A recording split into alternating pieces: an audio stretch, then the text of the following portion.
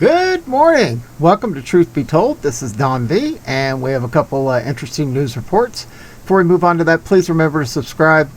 Most of the people who watch my videos are not subscribers. Don't do this for the money. Haven't really made a dime off from it. And it's all about getting that information out. Without ado, let's move to it. On the second news, it says the CIA was ready to wage gun battle in London streets against Russian operatives to kill or snatch Assange, bombshell report claims.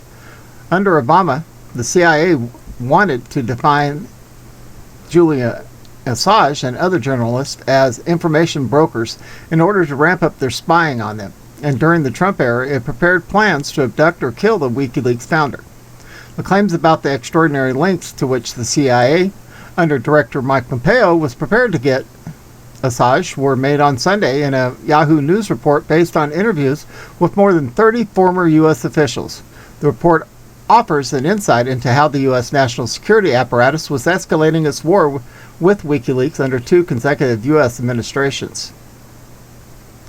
At the peak of the preparations for hostilities in 2017, the CIA was allegedly expecting Russian agents to help Assange flee the Ecuadorian embassy in London. In such a contingency, the Americans, together with the British, were planning to engage in street battles against the Russians, potentially starting a firefight, ramming a Russian diplomat vehicle, or shooting the tires of a Russian plane to prevent it from lifting off, the story said. The attempt to spring Assange was reportedly expected on Christmas Eve. It was beyond comical, a former senior official told the outlet regarding the situation in the vicinity of the embassy at the time.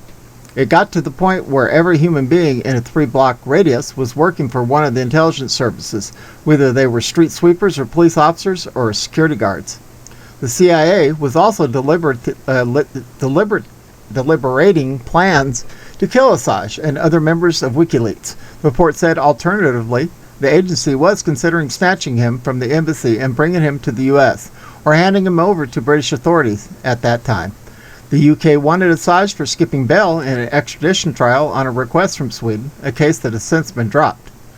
The possibility of carrying out a successful rendition of assassination were described as ridiculous by one intelligence official because of the location.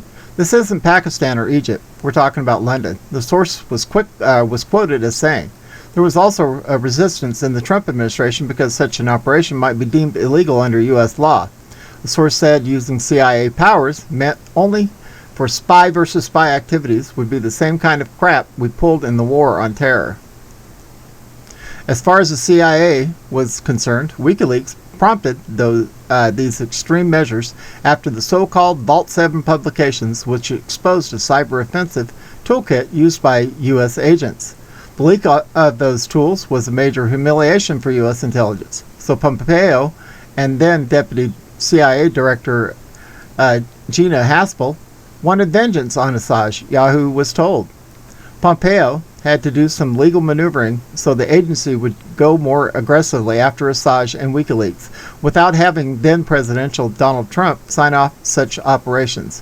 When shortly after taking office, he infamously called WikiLeaks a non-state hostile intelligence service during a public speech. It was more than just rhetoric, according to the report, designating in the way allowed the CIA to file its snooping under offensive counterintelligence activities, which is allowed to conduct on its own volition.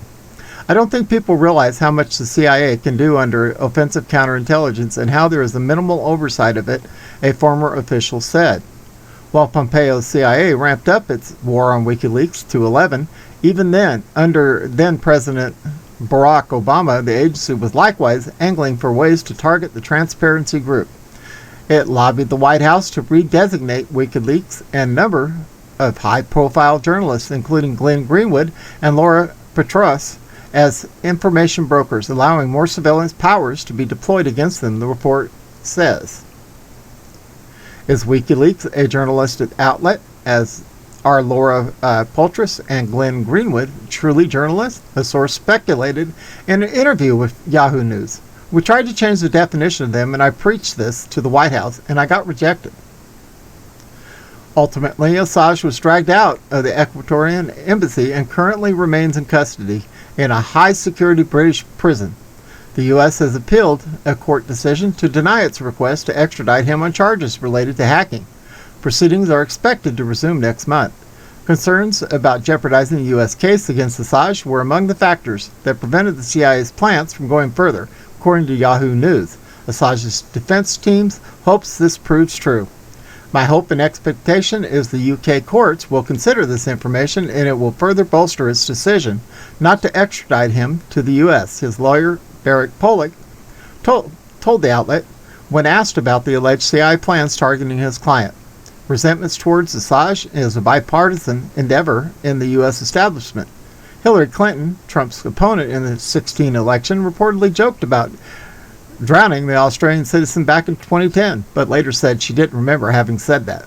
The presidential elections and WikiLeaks publications of Democratic emails was a pivotal moment for the CIA's campaign against Assange, according to Yahoo News. Since it was able to claim the leak was carried out in collaboration with Russian intelligence, WikiLeaks denied it, and Moscow insists the accusation of election interference was baseless and was part of the Democrats' attempt to downplay Clinton's defeat. Wow. Well, a lot of alleged information there. Got to say alleged on YouTube here. Hope everybody enjoyed that report. If you want to hear about what's going on with the elections and what they found, I've put it on Rumble, so be sure to look for my account on Rumble. This is Don V, broadcasting under partly cloudy skies here in Arizona. Looks like we're going to be in the early 70s. Hope everybody has a wonderful Monday, and we are out of here.